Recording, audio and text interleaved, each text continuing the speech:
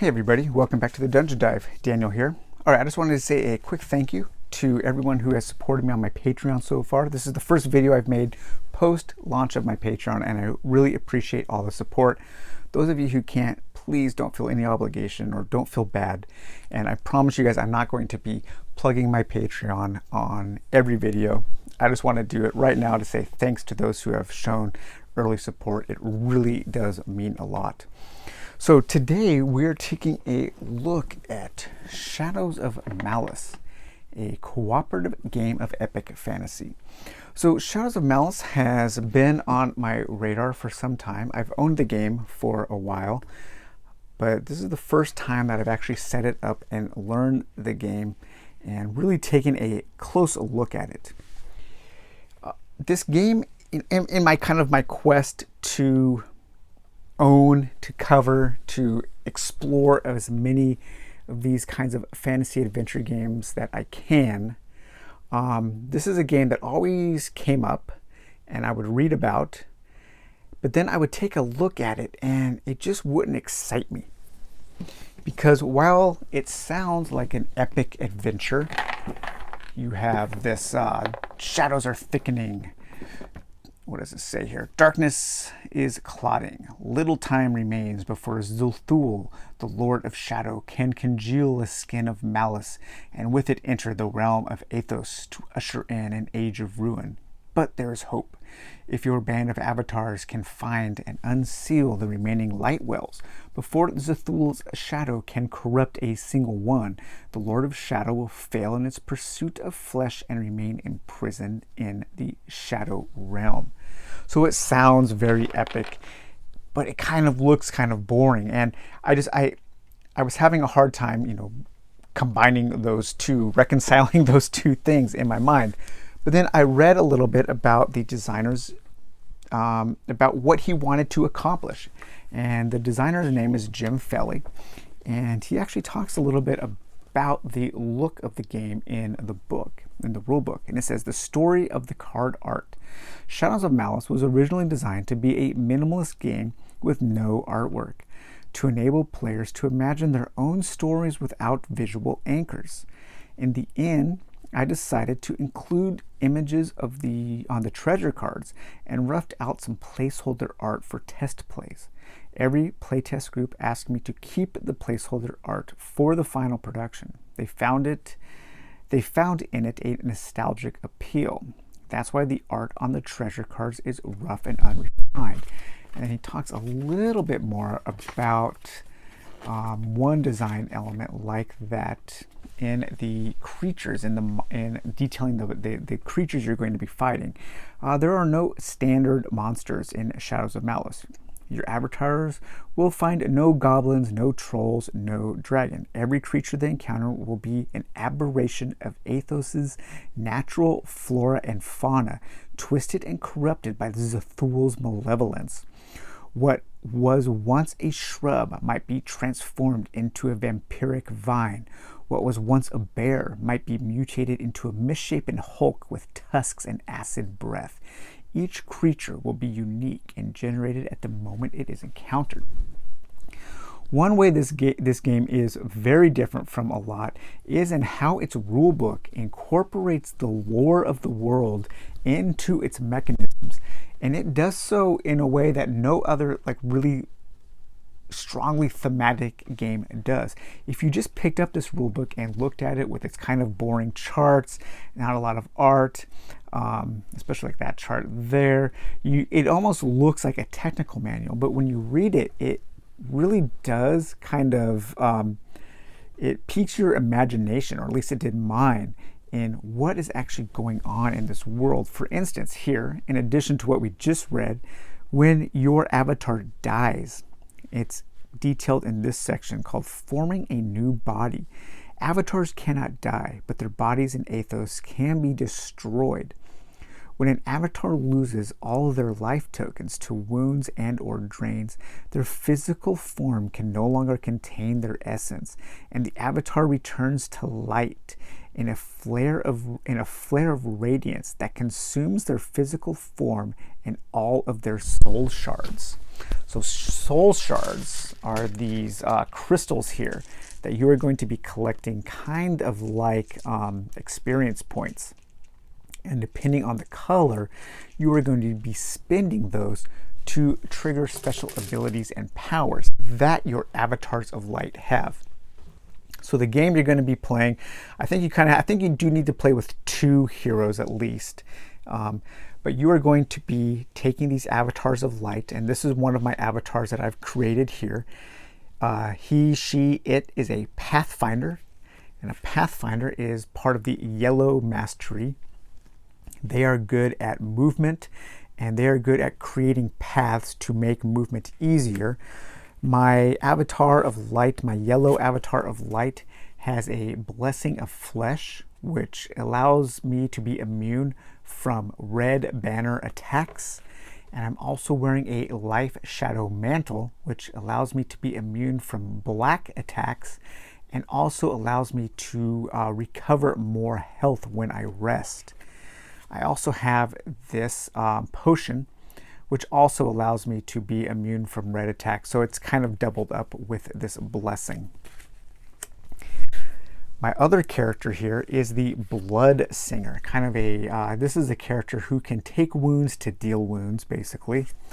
And he, she, it is wearing this Sea Dragon plate mail, which protects me from cold damage and physical damage.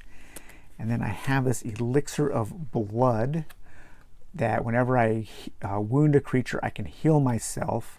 And I also have this Red Flare Grenade, which I can spend red soul shards to power up this grenade to do more damage to monsters.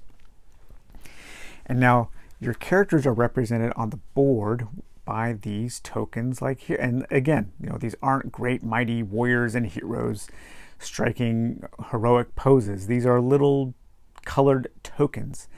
But you need to imagine what these characters are. So for me, I was imagining my Pathfinder as maybe a kind of like an indigenous person, part of some ancient tribe who maybe has like the face of a hawk or something, like maybe like one of the Taheen from Dark Tower, but a good guy. And they are very good at locating paths and knowing the nature of the land. Whereas maybe this Blood Singer, I was imagining her as the kind of like a congealed body of blood that was pooled up, and it formed the avatar of light took the form of this blood creature and wrapped itself in cloth wrappings like a mummy or something like that, almost like kind of some kind of weird necromancer. So yeah, so you really need to use your imagination in this game. And what you're going to be doing is, as the avatars of light, you're going to be exploring the land. You're going to be looking for these monster layers and having combat with those monsters in order to get more soul shards, in order to get more treasure to become stronger. And there's all kinds of different treasures. There's things you can wear, there are shields, there are weapons, there are books, there are relics, the Flail of the Noble Heart, the Sword of Storms, Terabane. And as you can see, the art is very simple. I almost would have appreciated it even more if there was no art, if the designer really would have committed to that original goal. That would have been very bold. But you are going to be going around the land. There's also randomly spawned on each tile are going to be these mystics that can help you with potions and healing, and then also these cities, and each city is going to have different things that you can do there depending on which city you randomly choose at the beginning of the game. There's all of your cities and what they can do. You have a city of alchemy, a city of destiny, a city of gateways, city of life, city of merchants, city of shards, and then you also have these different mystics that can help you with potions and healing. But eventually you want to get strong enough to where you're going to go to these strongholds. Each map tile is going to have 3 strongholds, and one of the most interesting aspects of the game is that you can kind of pick how long you want the game to be by picking how many game tiles you want to play with. I am playing with one, and it's about an hour and a half per map tile. So you can see the game can be quite long. It can go to over 4 hours, or you can have a 1.5 hour little game, maybe a 2 or 3 hour game. But each map tile is going to have 3 strongholds, and those are going to be represented by this symbol here. And at the beginning of the game, you're going to take these stronghold tokens, and you're going to take 2 dark wells and 1 light well, and you're going to mix those up, and you're going to put those on the strongholds. And eventually, when you think your avatars of light are strong enough, you're going to go to the strongholds, you're going to reveal them, and you want to try to find this light well. Well, while you're doing that, over here in the shadow realm, the shadows are spawning, and they are opening gates, and they are going to be moving around in a somewhat random way, bouncing around in the shadow realm until they land on a gate. Then once they land on a gate, they are going to be transported to the realm of Athos. They are going to be moving towards those strongholds, and they are going to be revealing it. They want to find a dark well so they can spawn Zethul, their ultimate kind of evil god, and he's going to come out, and then the avatars of light are going to have to do epic battle with Zethul. So that's pretty much how the game goes. That's the path of the game, and the rulebook does a really good job of kind of explaining that, because while you are reading the rulebook, it is a little difficult to grasp exactly what the game is. The rulebook is well written, and I enjoyed reading it, but I was having a hard time really coming to terms with, like, okay, what am I going to be doing? And there is a section that explains what you will be doing and how to approach the game. I think this should have been at the very beginning of the game, maybe even before this kind of long, really well-written lore section, where the game says Shadows of Malice is designed to be driven by your imagination. It is a vehicle by which you can weave your own story around a central theme by saving a world from shadow, by creating an epic narrative that begins with your avatars arriving in Athos and culminates in Zethul's ultimate defeat or victory. It will help to think of the game as a grand quest with 3 stages. And then it goes in and describes the 3 stages. You have your early game, where your avatars are relatively weak, and you will need to gather weapons, soul shards, and other resources necessary to defeat the stronghold guardians. These strongholds, when you reveal them, they're going to be protected by a strong guardian that you're going to have to defeat. And then you have your mid-game section. By the mid-game, each avatar will have a few items and smaller bands. A band is when a group of avatars is stacked on top of each other, working together as a party. So you can either go out solo, or you can work together to be a little stronger. Each avatar will all, by mid-game, each avatar will all have a few items, and smaller bands should be able to successfully raid a lair or fend off a shadow. At this stage, you'll want to balance defending against shadow incursions and attacking the guardians to reveal the wells. And then you have your end game. The end game will either come down to a race to reveal the last light well, or a grand battle with Zethul. So yeah, a good general approach to the game is prepare, buff, and reveal. So that's a really good section of the rulebook, because I kind of get it. It comes at the end to kind of like solidify everything that you've read. So right now, my avatars have just started. They've gone out, they've revealed the city and the mystic in case I need their help, and they have decided to join together as a band to raid this monster. And now this monster is in the hills here. And so if you look here at your creature generator, this is going to tell you what kind of monsters you're going to be fighting, depending on the terrain. So I am in the hills. I believe that's what that's called. Yes, I am in the hills, and I rolled a 3 for my type, my nature. So the hills, I am a mammal. And the rulebook also has a little write-up about the different kinds of creatures you're going to be fighting. an arboran, an avian, thick. I have no idea what that word is. It's thick. Oh, fish. Yeah, I can never pronounce that word. Somebody will correct me. Mammal, protean, reptilid, sectoid, and pterovan. And so it's going to give you some ideas of like what those base natures are. All right, so what did we say I was? I rolled a 3 in the hills. I was a mammal. And then I rolled a 3, but because I was rating that layer, that 3 jumped up to a 4, which that tells you the power of your creature. And so the power was 2. It would add a +1 to its combat rolls, making it a little stronger in combat. It would add 1d star to its wounds. A D star is basically a 50. It's a 0 or a 1.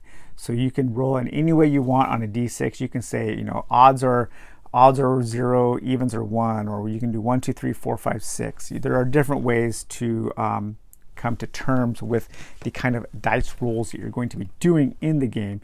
And there is a section at the beginning of the game that does explain the use of dice and why randomness is such an important element to the game. And there's also a section that details all of the different kinds of dice rolls you are going to be performing during the game. But then you also have a certain amount of life, so this creature has a 4 life. And then if you're rating a stronghold guardian, this is going to detail the power of that guardian. And finally, I rolled a 5, which means that my creature I was fighting was going to have 1 ability. And the ability I drew for the creature, you have this large deck of creature abilities, is a displacement. This is basically a displacement beast, displacer beast. The creature is able to subtly shift its position in time and space so that its opponents misjudge its true whereabouts. So this would mean that it would subtract 1 from subtract a D star, a 0 or a 1, from my attack rolls when I was attacking it, and then it would also have a shield, a D star shield against physical attacks. And there are a number of different abilities, some ranging from very complex to some, pretty simple for the different monsters. And the different monsters are going to have their abilities, like the avatars, are going to be attuned to a certain color. And some avatars will be immune to certain color attacks. Some avatars will be weak to certain color attacks, and so that is going to come into play. But there are just a ton of different abilities that the creatures can have, and you really never know what you're going to get. Now, I can hear some people say, like, that have been watching the Dungeon Dive for a long time. My very first review was for City of Kings, and I did not like the random creature generation in that. However, the reason why was because the different factions of the creatures in that game had very detailed backstories written. And oftentimes the ability that you would draw didn't match the backstory. This game doesn't have that problem because it's minimal in every single way. The creature generation really starts from 0 and then builds up. So you can come up with some creatures in your mind and your imagination using these 3 different elements to do so. And so I appreciate it here, whereas I didn't really like it in City of Kings. But yeah, this is a really interesting game, guys. I didn't think I was going to like it because it's pretty mechanic. It's a heavier game. It's pretty abstract. I need to play it more. This is not a review. This is just kind of like some preliminary thoughts about the game while I am learning it and while I am discovering its intricacies. The more I spend time with it, the more I dive into its world and really come to terms with how everything works together, the more I like it. And I can say that I do like this game. I also have the expansion, Seekers of a Hidden Light, which adds some different elements. It adds some bait tokens to help you when you're hunting beasts. It also adds these quest cards, and the quests again are very minimal. You have certain kinds of quests, and when you can go to a mystic, and then you can pick what kind of quest you want, and you're going to draw one up at random. You have these hunter quests, you have these harvester quests, gatherer quests, and seeker quests, and those are going, like I said, like not a lot of art here, but you're going to have to come up with the story about what your character, what your avatar of light is doing while it is questing. The last thing you really have, or a couple more things, you have this deck of fate cards.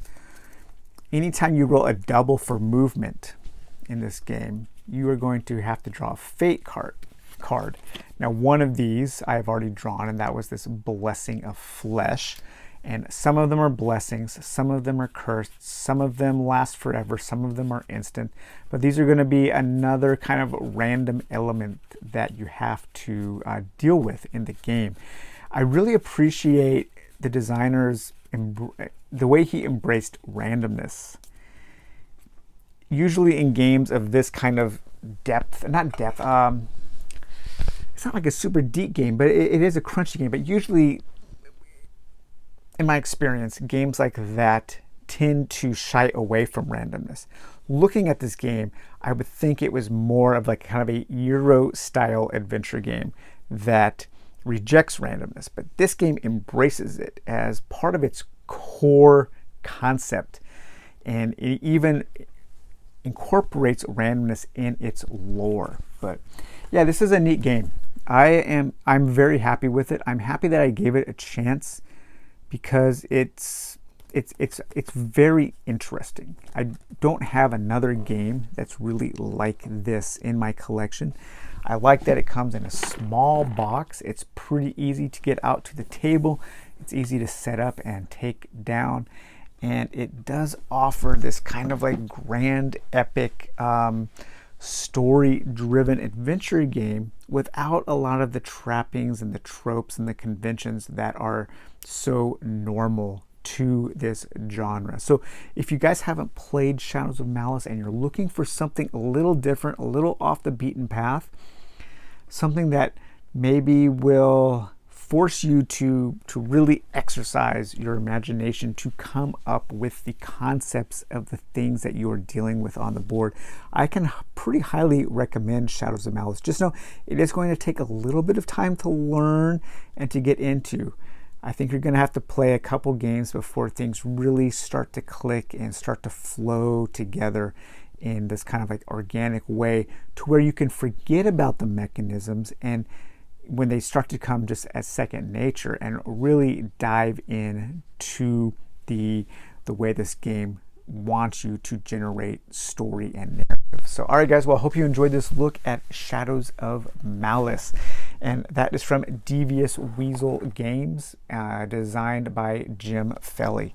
All right, take it easy guys, we'll talk to you later. Bye bye.